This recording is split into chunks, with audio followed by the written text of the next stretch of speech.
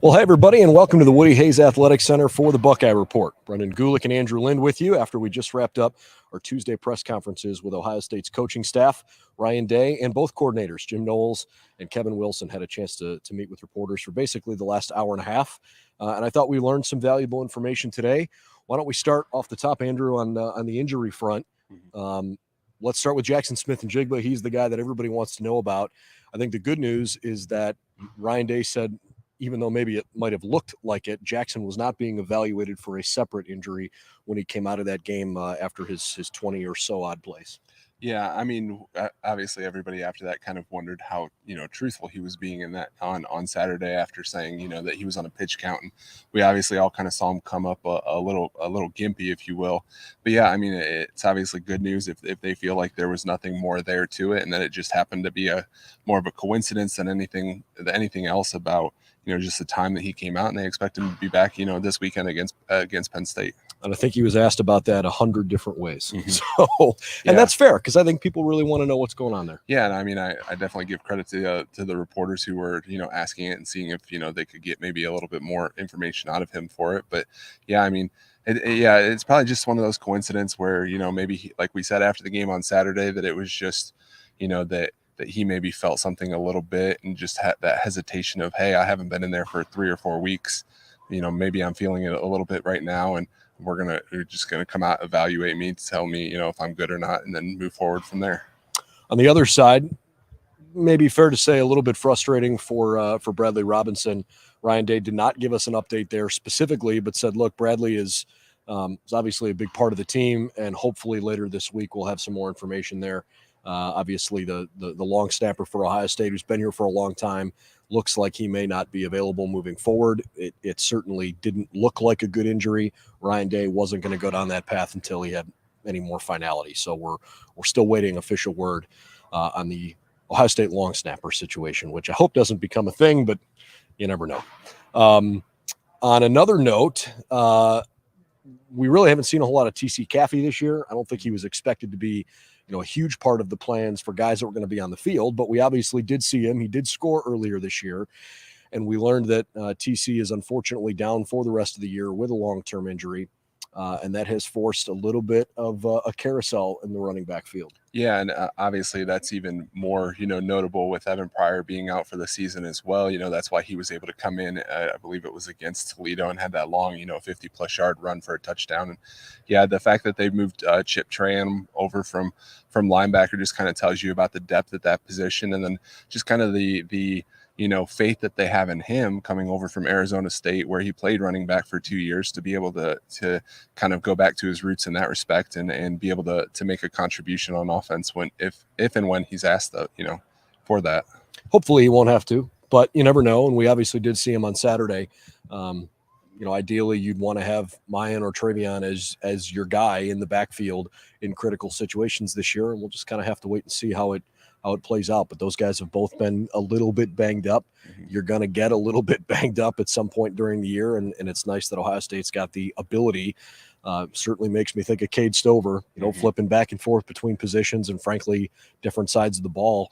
Hey coach, where can I help? And obviously they trust train him because they put him back on kickoffs now for several weeks in a row.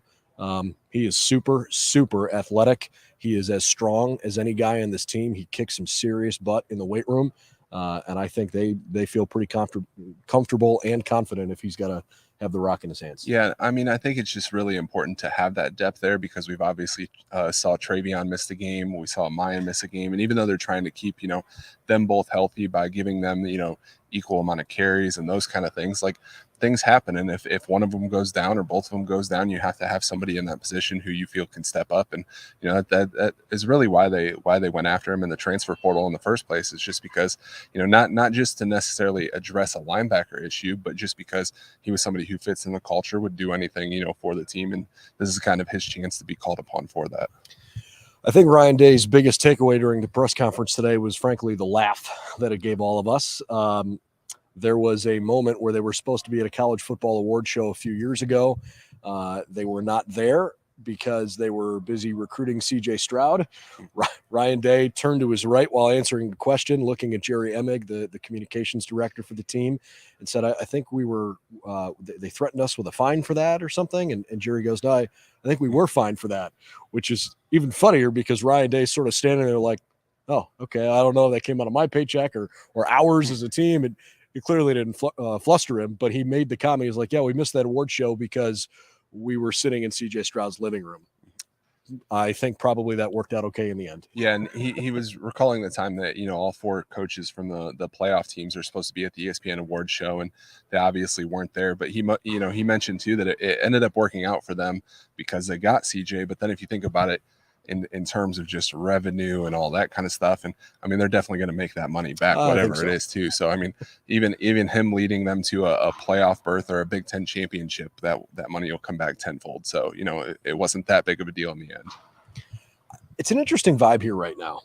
It's Penn State week. This is a big week, right? The Buckeyes answered a pretty important question last weekend against Iowa. Hey, you're playing an elite defense. How are you going to get it done? And maybe the first half was a little clunky. We've heard several times now the comments about short fields. I think that's a little weird, but I understand it. 5 offensive touchdowns, 4 field goals, and a defensive touchdown. You add it up, it's 54 points, and you blew out Iowa. This is always a game, though, that's on the schedule, and especially the last decade or so, nobody in the Big Ten has given Ohio State the kind of hell that Penn State has. And I don't know that you always look at recent success when you're trying to evaluate this year's game, but this is a good Penn State team. I don't think they're an elite team, but they're a very good team. They're 6-1. They've played well. And yet I sensed focus, but some levity, some freedom today from all 3 guys. Did you get that? Yeah. I mean, I think a lot of it just kind of has to do with they feel like they've kind of checked off a box, just knowing that Iowa came in so highly regarded on defense, and for them to have the success that they ultimately did have was something that they can say, okay, well, we had this on our plate, we dealt with it, and let's just move forward and move on to the next step. And I think that, in terms of just Penn State in general, like, there's been 2 games in the last, 5 years. Ohio State has a 5-game winning streak dating back to the 2016 loss where there was a 60-yard, the field goal that was blocked, returned 60 yards for a touchdown in the final couple minutes. But, there was a couple 1-point games in there. Ohio State needed to overcome a 15-point deficit here in 2017.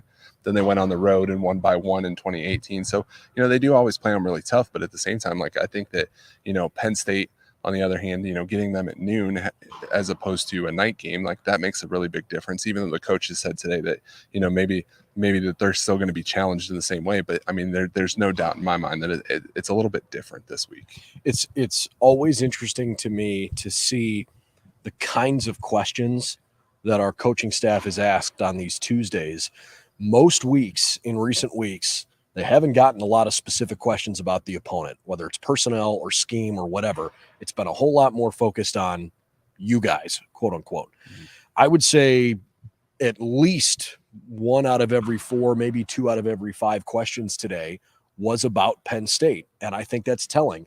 There is the impression from the outside, hey, this is a more important game. Mm-hmm. And we want to know what your thoughts are on James Franklin and Mike Yursich and obviously Sean Clifford, and can Singleton run, and what's Joey Porter Jr. going to look like in your eyes?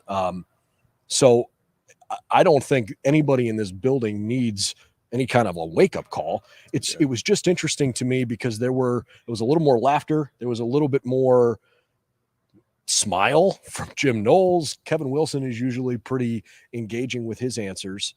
I got maybe a slightly more lighthearted mood than I was expecting today.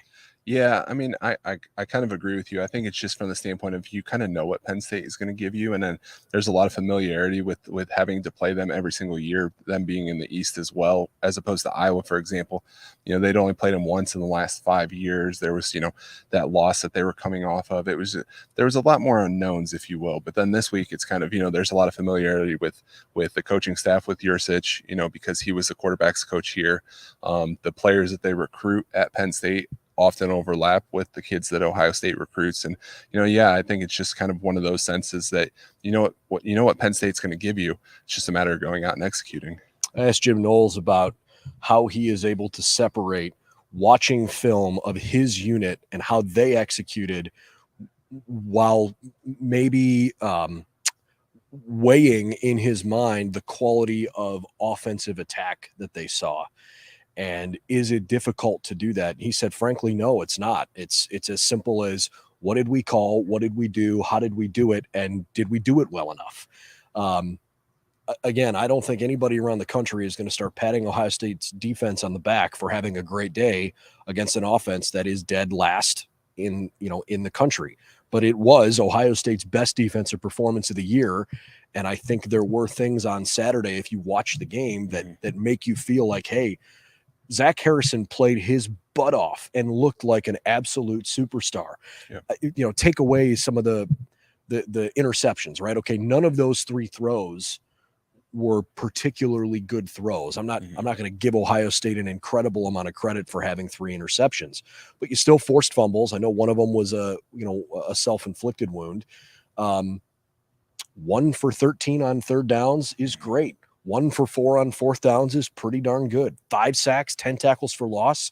I mean, they kind of ran the gamut of, hey, this was a really good performance. Yeah, and I think just Knowles' perspective, it's a matter of them doing what they're supposed to do in these games. And, I think that from a larger sample, if you will, if you look at it from the whole season, I think you can pick out things throughout the game that you say, okay, well, they did this in this situation defensively. This is how they handled it. The players were in the right positions.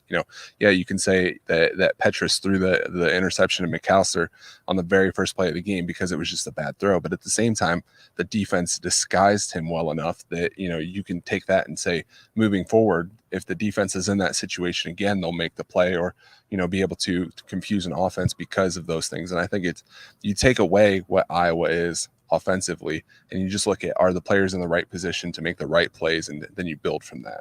And look, the reality is, even if Sean Clifford is not necessarily an elite college quarterback, he's a 6th-year guy, and there is something to be said for having all of the reps that 6 years of college football gives you. He's not going to make too many stupid mistakes during a game, and he's guiding an offense right now for Penn State that's playing fine. They've had 1 bad game when they got beat up by Michigan, but there have been some really gutsy veteran moments. I think back to their opener against Purdue.